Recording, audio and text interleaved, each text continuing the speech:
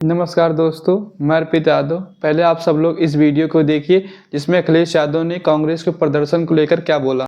बहुत दुखद है।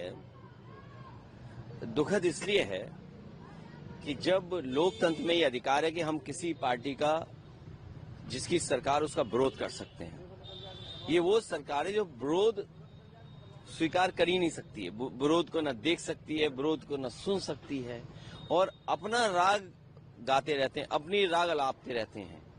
इतना झूठी सरकार हमने आपने नहीं देखी होगी। मैंने लोकसभा में कहा कि अगर विकसित भारत और राम जी योजना आप लेके आए हैं तो जिनको हमने और सबने राम जी के रूप में देखा, राम के रूप में देखा, रामायण देखी, उन राम को इन्होंने आखिरी बेंच में बैठा रखा है। अगर इनके मन में प्रभु श्री राम जी के प्रति सम्मान, प्रभु राम जी से आस्था, धर्म के प्रति लगाव होता तो हमारे राम जी पीछे वाली बेंच में नहीं बैठते, वो प्रधानमंत्री जी के बगल में बैठते।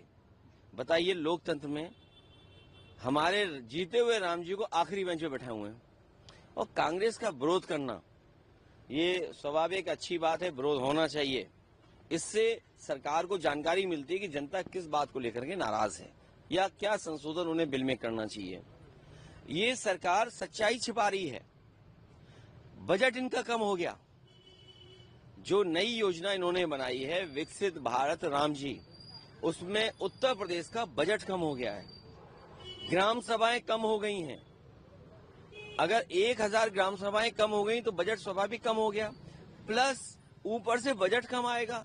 तो कांग्रेस जो आंदोलन कर रही है और कांग्रेस का हम अगर समर्थन कर रहे हैं तो इसलिए तो समर्थन कर रहे हैं कि दिल्ली वाले यूपी को ज्यादा बजट दें। बजट ज्यादा मिलेगा तो लोगों को ज्यादा काम मिलेगा, ज्यादा काम होगा तो ज्यादा लोग खुशहाल होंगे। और एक बात तो साफ हो गई, अगर आपको विरोध करना है तो तैयारी से विरोध करिए। जितनी पुलिस हो, अगर एक सिपाही एक डंडा आए तो 50 उसके सामने होने चाहिए। अगर 50 नहीं हुए तो डंडा ही खा जाओगे। इसलिए जब भी कोई प्रदर्शन हो, तैयारी के साथ प्रदर्शन हो।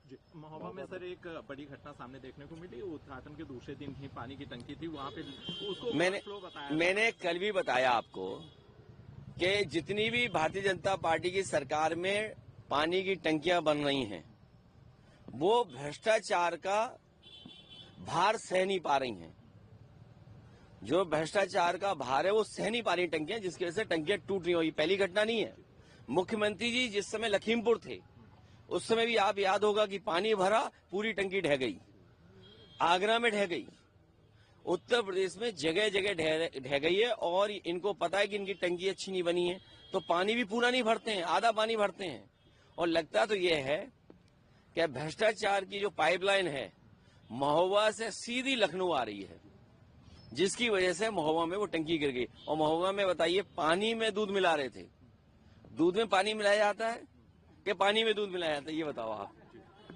ये पहली सरकार है जो पानी में दूध मिला रही थी। बताइए आप, सफेद करके पिला रहे थे कि भाई सफेद कर दो, तो उसी में आपका वो हो गया, दूध हो गया। सर, इसके अलावा फॉर्म 7 को लेकर क्या सपा का डेलीगेशन मिलने जाने वाला था? चुनाव नहीं, टाइम देखिए, चुनाव आयोग से समय मांगा है और चुनाव आयोग का समय मिलते ही हमारा डेलीगेशन जाएगा।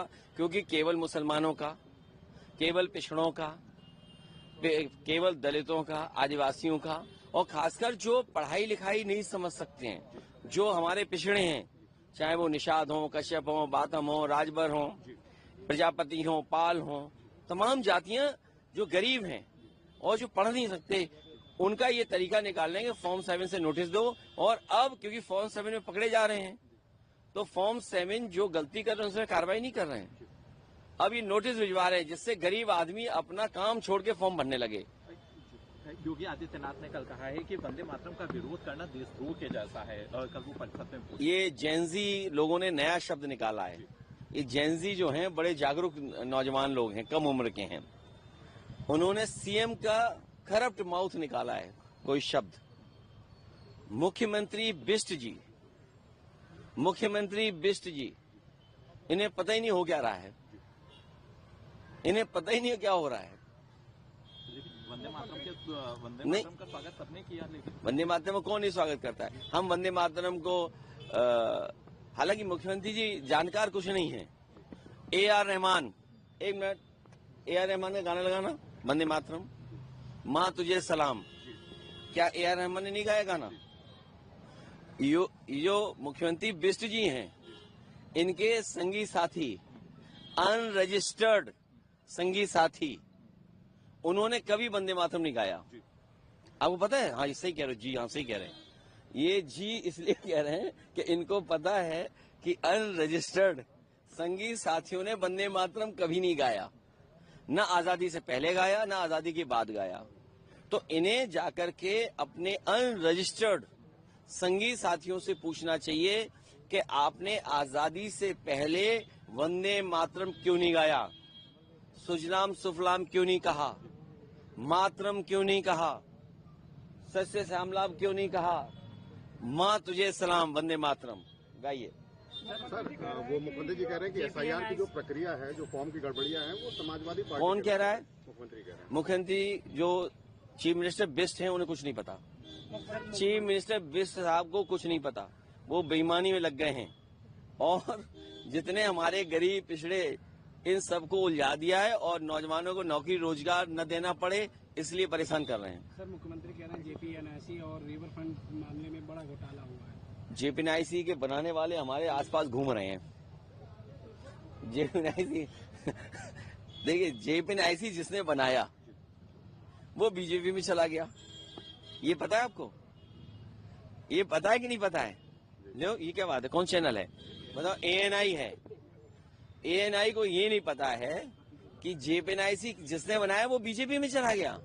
तो पहले बीजेपी से मैं कहूंगा कि जिसने जेपीएनआईसी बनाया उसको अपनी पार्टी से निकालो। मुख्यमंत्री बिष्ट जी उस व्यक्ति को अपनी पार्टी से निकालें जिसने जेपीएनआईसी बनाया, और जिसने जेपीएनआईसी की डिजाइन की आर्किटेक्ट, उसको ब्लैकलिस्ट करें और उसको पकड़ करके बंद करें पहले, तब तो हम मानेंगे कि कुछ अच्छा काम कर रहे हैं। मुख्यमंत्री जी कह रहे हैं कि उत्तर प्रदेश एक बार फिर से रामराज्य की ओर बढ़ क्यों, तुम्हारा किसी और का इंटरव्यू लेके चलता नहीं चैनल? क्या दिखाते नहीं है? ये हमारे लोगों की शिकायत है कि हमें 10 मिनट दिखाते हैं, बीजेपी को पूरे दिन दिखाते हैं। ये सच है कि नहीं है? हमें भी पूरे दिन दिखाओ। उसके लिए क्या करना पड़ेगा ये अलग से हमें बताओ कान में। भगवंत मान की तबीयत खराब हुई है सर, वो अस्पताल में भर्ती हुए हैं। पंजाब के सीएम सर भगवंत मान, उनका स्वास्थ्य अच्छा हो, स्वस्थ रहें, ये हमारी कामना है। हॉस्पिटल को बम से उड़ाने की धमकी भी दी गई है। हमारी यही उनके लिए शुभकामना है कि वो स्वस्थ जल्दी हों। क्या था? मुख्यमंत्री जी कह रहे हैं कि उत्तर प्रदेश एक बार फिर से रामराज्य की ओर बढ़ रहा है, तो इसको किस तरीके से देख सकते हैं? जब ये अपने राम जी को आखिरी बेंच में बैठा रहे हैं, तो कैसे राम जी लाएंगे राम राज? आखिरी में बैठा रहे हैं। अखिलेश यादव जी द्वारा जो कुछ भी बयान मीडिया में दिया गया है, उस पर आप सबकी क्या राय है दोस्तों? आप सब कमेंट बॉक्स में जरूर बताएं। धन्यवाद।